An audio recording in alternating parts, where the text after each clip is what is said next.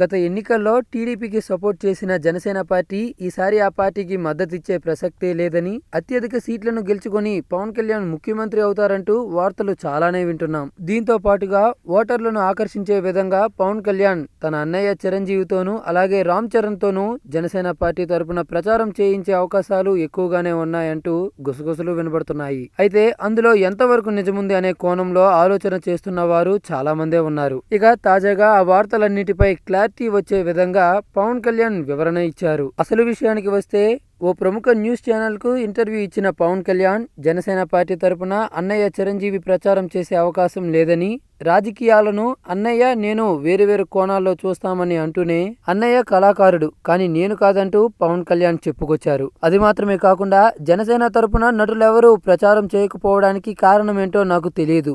నాకంటే ప్రజాకర్షణ ఉన్న నటులు చాలా మందే ఉన్నారు. కానీ నేను యాక్టర్ల మీద ఆధారపడను, రాజకీయ సిద్ధాంతాల మీదే ఆధారపడతానంటూ పవన్ కళ్యాణ్ వ్యాఖ్యానించడం జరిగింది. అదే విధంగా స్టార్డమ్ అనేది జనాలు రావడం వరకే పనిచేస్తోంది, కానీ మాట్లాడాల్సింది మనమే. రాజకీయ అవగాహన, భావజాలం, విధాన నిర్ణయాలపై అవగాహన ఉండాలి. ప్రజాదరణ ఉన్న వ్యక్తికి ఏం మాట్లాడాలనే విషయాలపై అవగాహన ఉండాలని పవన్ కళ్యాణ్ వ్యాఖ్యానించారు. ఇక బాబాయ్ ఓకే చెబితే ఎన్నికల ప్రచారంలో పాల్గొనడానికి నేను రెడీ అంటూ గతంలో రామ్ చరణ్ చేసిన వ్యాఖ్యలను దృష్టిలో ఉంచుకునే పవన్ ఈ వ్యాఖ్యలు చేశారని, దీన్ని బట్టి జనసేన అధినేత పవన్ కళ్యాణే చరణ్ ను ప్రచారానికి ఆహ్వానించడం లేదని మనం అర్థం చేసుకోవచ్చంటూ కొందరు వారి వారి అభిప్రాయాలను వ్యక్తం చేస్తున్నారు. మరి దీనిపై మీ యొక్క అభిప్రాయాన్ని కామెంట్ ద్వారా తెలియజేయండి.